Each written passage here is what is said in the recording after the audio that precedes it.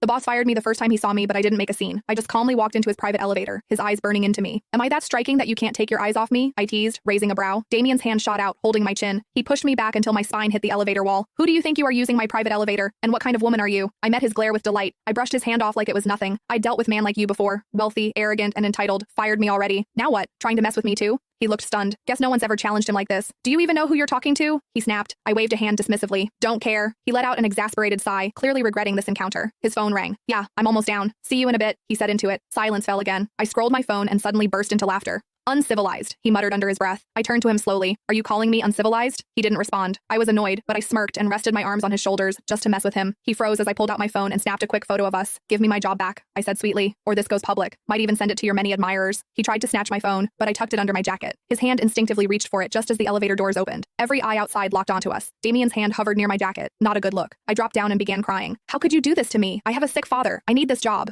Gasps filled the room. Damien looked like he was choking on air. Then a woman's voice cut through. What's going on? He turned. Mom, what are you doing here? She walked past him and crouched by my side, pulling me into a hug. Please don't let him fire me, I pleaded, tears streaming. It's my first day. I come from nothing. My family depends on me. Damien's mother, Anita, looked furious at him. How could you? Damien? She's been through enough. Mom, you don't understand. She's not what she seems. Quiet. She helped me up and looked me over. You have my word, sweetheart. You're not going anywhere. Inside the office, my jaw dropped at the view. Floor-to-ceiling windows, city skyline, bliss. Damien wasn't thrilled. Take her as your secretary, Anita announced. What? No, she's better off in janitorial. She's your secretary. That's final. She handed me a card. Call me if he gives you trouble. Thank you so much, ma'am. You've changed a life today. I beamed. As soon as she left, Damien snatched the card from me and held it high out of my reach. You've just signed your worst mistake. Let's see how long you last working under me. I raised a brow. You can't intimidate me, dear boss. Something changed in his eyes. He stepped back with a smile. You're right. Letting you go was unfair. You're my secretary now. I squinted, suspicious. Really? Really? But I'll make sure you regret it. Back home, my son Calvin hugged his grandma, Sandy. She handed him cookies and milk with a warm smile. I'm just here until your mom gets back from work, she said, her voice filled with love and a bit of curiosity.